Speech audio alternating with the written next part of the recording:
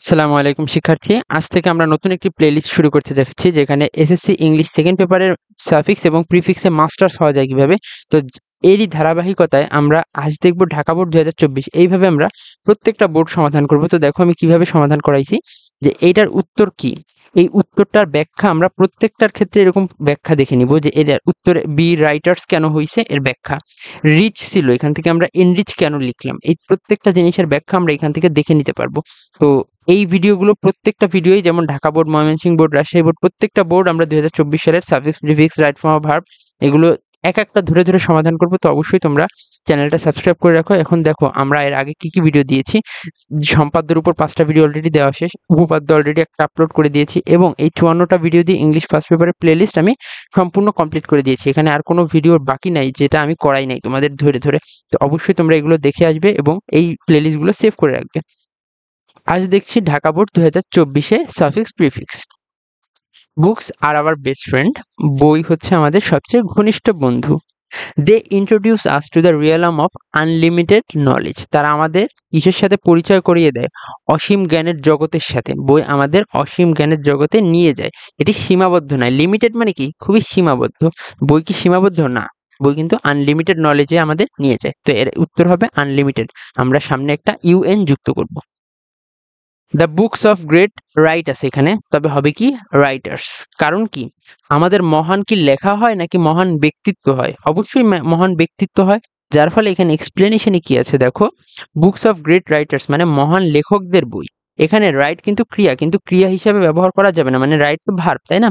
তবে এখানে নামবাচক বা নাউন হিসাবে ব্যবহার করতে হবে, যার ফলে আমরা ইআরএস যোগ করে আমরা এখানে নাউন বানাই দিব, রাইটার্স। তারপরে দেখো, we can reach our mind by reading books. আমরা কি করতে পারি? আমাদের মনকে এনরিচ করতে পারি। এনরিচ মানে কি? সমৃদ্ধ করা। এনরিচ আওয়ার মাইন্ড মানে আমাদের মনের বিকাশ ঘটানো বা সমৃদ্ধ করা। এনরিচ একটি ক্রিয়া, তাই এখানে সঠিক হবে এনরিচ। আর রিচ কি? একটা বিশেষণ। The readings of books brings প্রিফেকশন।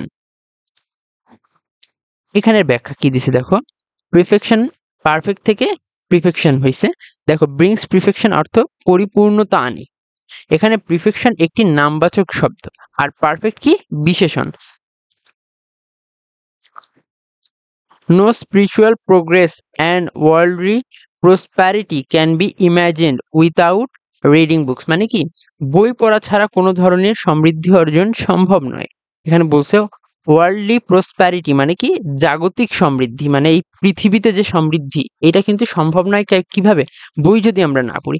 Prosper একটি ভার্ব, কিন্তু এখানে নাউন দরকার, তাই প্রসপ্যারিটি সঠিক উত্তর। Can be imagined without reading books.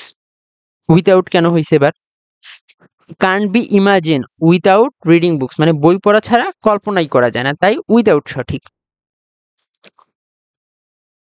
ট্রুথফুলি speaking, সত্যি বলতে, reading books is such a thing which has no alternative. মানে রিডিং বুকস মানে এমন একটা জিনিস যার কিন্তু কোনো বিকল্প নাই। অল্টারনেট মানে, আর এখানে অল্টারনেটিভ কেন ব্যবহার করা হয়েছে এখন আমরা এটা দেখে আসি। ট্রুথফুলি স্পিকিং মানে সত্যি করে বলতে, এখানে অ্যাডভার্ব দরকার, তাই ট্রুথফুলি ব্যবহার করা হয়েছে। এলওয়াই যুক্ত করে একে অ্যাডভার্ব বানানো হয়েছে। আর ট্রু একটা অ্যাডজেক্টিভ। আর অল্টারনেটিভ এখানে ছিল কি? অল্টারনেট। নো অল্টারনেটিভ মানে কি? কোনো বিকল্প নেই। আর অল্টারনেটিভ একটা নাউন, তাই এখানে সঠিক হবে নাউন দরকার। অল্টারনেট কি? একটা অ্যাডজেক্টিভ, আমাদের তো ওখানে অ্যাডজেক্টিভ দরকার নেই, দরকার নাউন, তাই আমরা ওটাকে অল্টারনেটিভ বানায় ইউজ করছি।